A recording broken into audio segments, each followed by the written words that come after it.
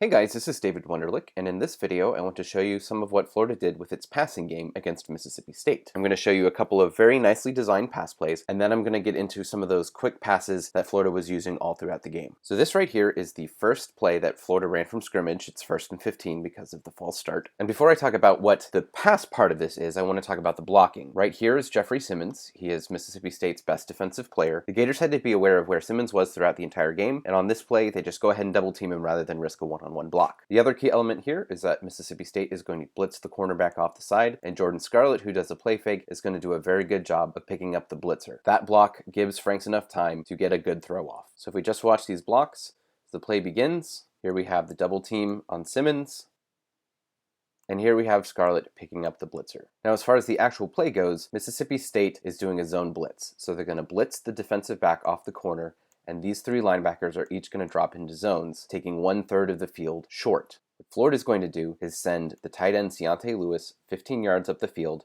and then across, and Josh Hammond is going to come up about 7 yards up the field and do a cross. And these different levels of crossing routes put pressure on this guy. As soon as the middle linebacker decides which of the levels he's going to commit to, Franks will throw it to the other one. This route up here from Van Jefferson is important because it will draw the linebacker that way, and that ensures that on the two levels of crossing routes, it's this linebacker who's going to be put in a bind. So if we now run the play forward a little bit, you can see the linebacker on the left is shading back that way because he's worried about Van Jefferson being near his zone, and we've got Hammond starting to come across here. Franks is feeling some pressure back here in the pocket, so he steps up and comes out. And this is a very good play by him because he keeps his eyes upfield and keeps shopping for someone to throw it to. And now he throws it to the deeper cross with Lewis. I know this is blurry, but this was number 40. That was the linebacker we wanted to put in a bind. He has come up and committed to going after this crossing route, which has left this crossing route completely open. And Lewis turns upfield to pick up the first down. So here's what this looks like in real time.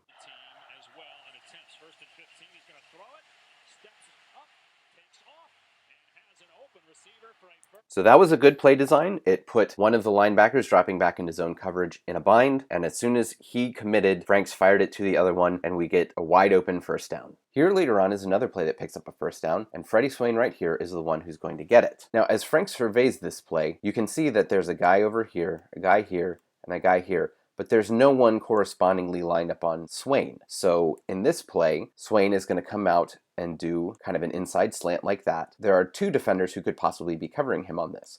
This linebacker could possibly drop backwards, and then this defensive back could be coming up. So he's going to need to look in this area to find Swain and see which one of these guys is doing the actual coverage. Something that helps out the play is that he sends the back in motion this way, and it'll draw this linebacker over that way to cover the running back, which means there's really a lot of space here, and he just needs to be able to get it to Swain without one of those defenders getting in the way. As we run the play forward, there goes Pirine in motion, and as you can see right here, this linebacker is coming up, and so that means this defensive back is going to be the one who's in charge of keeping track of Swain. So now let's just watch him, the defensive back.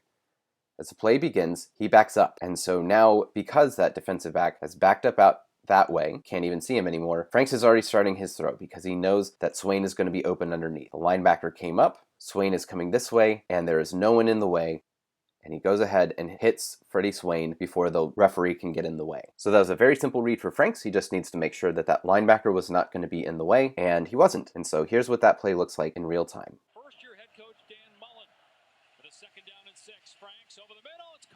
So again, that was good play design. Dan Mullen used the running back going in motion to clear out one linebacker, and then that gives Franks a very easy read. He just needs to look at the linebacker and the safety, and Swain makes a good play, threading the needle between them, and Franks hits him for a first down. When you hear talk about Dan Mullen trying to create plays with easy reads for Feleipe Franks, this is one of those kinds of plays. Alright, so now I'm going to talk about some of those quick passes that Florida was doing all night. And first, I'm going to show you a run play. The specifics of the run play are not particularly relevant here. I just want to show you that this is one of the bread and butter run plays that Florida has done this year. The right guard will come back and pull around. The tight end will also pull around. And the running back will take a step this way and go to the left. This is a counter run. It is one that Florida has done plenty of times this year against many different opponents. And here's what that looks like. So P. Ryan takes a step to his right and then goes to the left. He follows those two blockers around to the left. That's the run play. So here we have one of the quick screen passes that Florida was using a lot against Mississippi State. And this is going to have run action that is the same as the play I just showed you, just a mirror image because it's on the other side of the field. And so on this play, the left guard is going to come out and pull around, as is the tight end.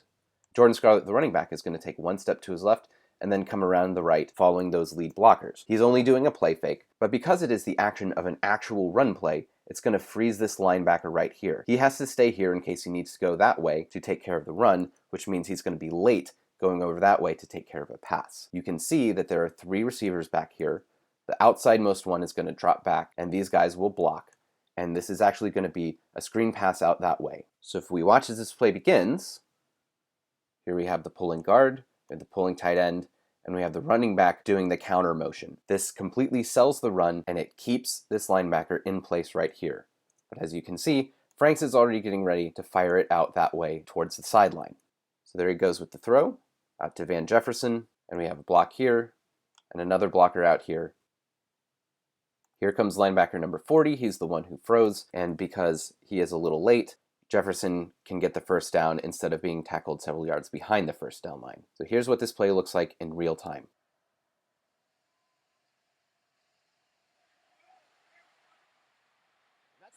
You had authentic run action there at the beginning that froze the linebacker, and that allowed Van Jefferson to get the first down instead of being stopped for a short gain. So finally, here is the double pass that ends up with a touchdown. And the success of those quick screens and swing passes are what makes this possible. You're going to have the guard pulling around again and a running back going this way, and so that's selling run action, but you also are going to have the quick throw out to Tony behind the line of scrimmage. And because of that, this safety right here is going to be worried about getting a stop on this bubble screen. He's not going to bite on play action. He's going to be coming up to try to tackle Tony as a ball carrier. So if we watch this play unfold, there's the play fake, there's the throw to Tony.